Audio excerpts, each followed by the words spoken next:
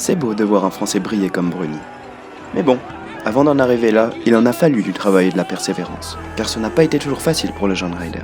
Et on va tout de suite voir ça dans le deuxième épisode de la série Life sur Loïc Bruni.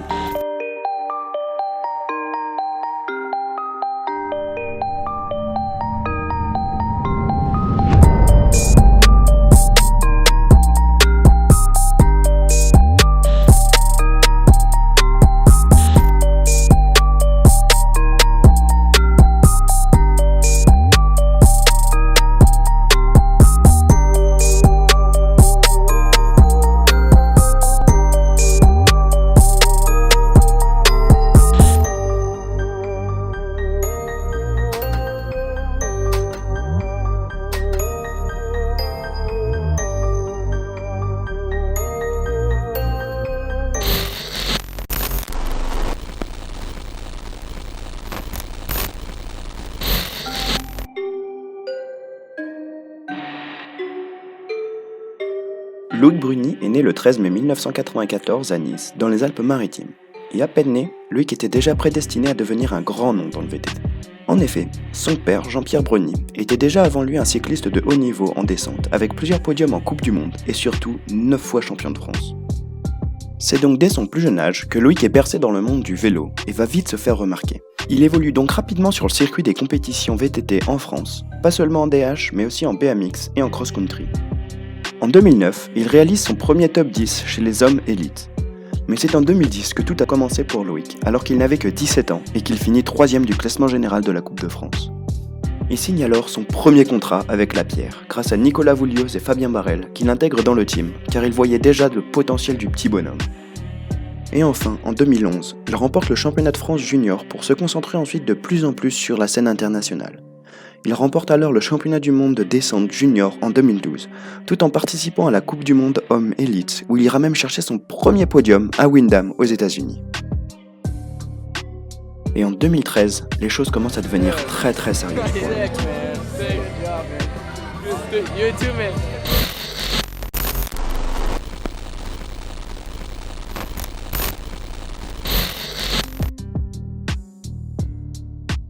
Loïc réalise une très belle saison 2013 et finit en beauté avec une jolie deuxième place à Léogang qui lui assure la 4ème place sur le classement général de la Coupe du Monde. Et c'est d'ailleurs à la fin de cette saison 2013 que Loïc Bruni signe son contrat avec Red Bull. Après une saison 2014 un peu creuse sur les Coupes du Monde, où il terminera 8ème au général, mais finira quand même champion de France élite pour la 3ème fois, il commence la saison 2015 sur les chapeaux de roue. La première étape est à Lourdes, en France, et il fera preuve d'un vrai coup de force en finissant 2ème devant le public français. Tout au long de la saison, Loïc se montrera plutôt régulier et montera sur le podium à 3 reprises.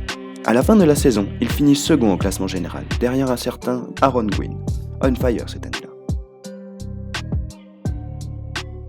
Mais la saison n'est pas terminée, puisqu'il reste les championnats du monde qui se déroulent en Andorre, et Loïc va tout exploser, en battant le Sud-Africain Greg Minnaar et remportant par la même occasion son premier titre de champion du monde. Désormais, tout lui réussit, même en ce début de saison 2016, avec une victoire d'étape à Cairns, en Australie, devant le local Troy Brosnan. Mais alors qu'il ridait chez lui avec ses potes, il se fracture la clavicule, remettant en question toute sa saison et sa course au titre. Il prendra alors son temps pour revenir, après quelques mois de rééducation, et finir l'année avec 2 3e places à Mont-Sainte-Anne et Val-Nord. Mais bon, pas assez bien pour remonter dans le classement général. Après ça, Loïc Bruni quitte La Pierre pour rejoindre le team Specialized avec Brosnan, Vergier et Fine Niles. En 2017, Loïc Bruni, que l'on surnomme maintenant Super Bruni, réalise une saison constante mais sans extravagance comme il nous avait habitués auparavant, et ne finira qu'une fois sur le podium des Coupes du Monde, à Val d'Isole, et prendra la 3ème place du classement général. Une place tout à fait respectable, me direz-vous, mais ce n'est là pas encore le grand Bruni d'aujourd'hui. C'est à Cairns, en Australie encore une fois, que Super Bruni va démontrer sa superpuissance, en remportant les championnats du monde pour la 2nd fois.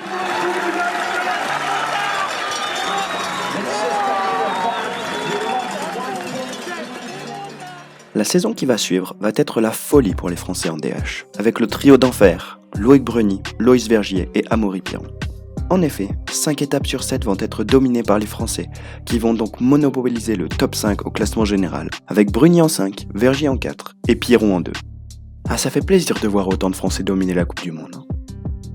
Et puisqu'il ne faut pas oublier le championnat du monde, c'est Loïc Bruni qui va s'inscrire dans l'histoire en le remportant une 3e fois et égaler les deux légendes Sam Hill et Greg Minnaar sur le nombre de victoires dans cette compétition. Seul le Français Nicolas Voulios reste devant avec 7 victoires.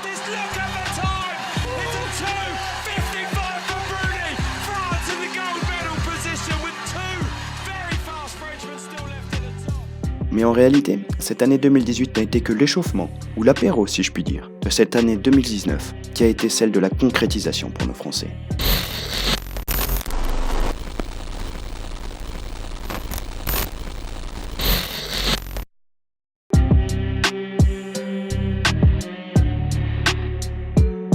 Tout au long de cette saison 2019, on pourra observer une course effrénée entre Amaury et Loïc à celui qui aura le plus de victoires en Coupe du Monde.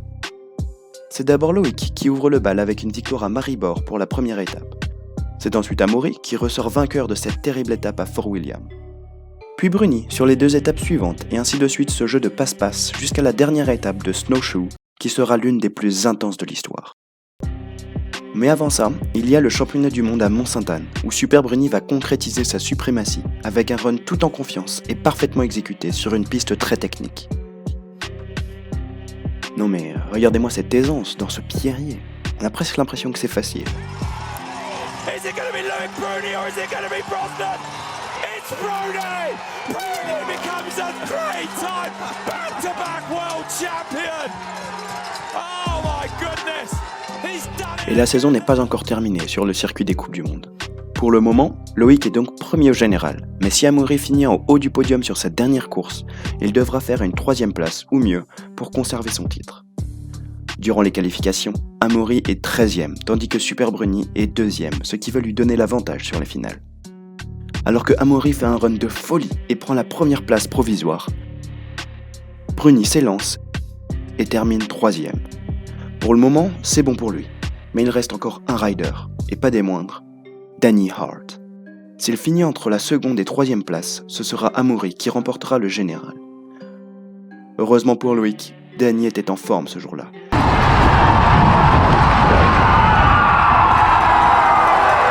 Danny Hart takes the win! Look at the time! And Bruni takes the overall! Bruni is your overall World Cup winner for 2019! Et il finit devant Amaury, lui permettant de gagner pour la première fois le classement général des Coupes du Monde et le trophée tant convoité.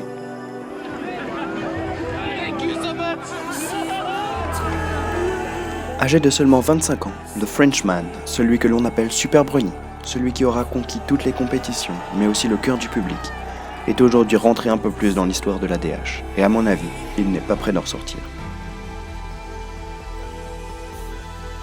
Même après avoir tout gagné, Loïc Bruni va continuer de se battre sur le circuit des compétitions l'année prochaine, donc si vous voulez suivre tout ça, je vous mets les liens dans la description. Tu peux aussi venir suivre le gang sur les réseaux sociaux, donc Instagram et Facebook, les liens seront dans la description. Si tu as kiffé cette vidéo, pose ton like et ton commentaire pour me dire si tu penses que Super Bruni va encore gagner des titres les années à venir. Et en attendant les prochaines vidéos, sortez, faites du sport et je vous dis bref.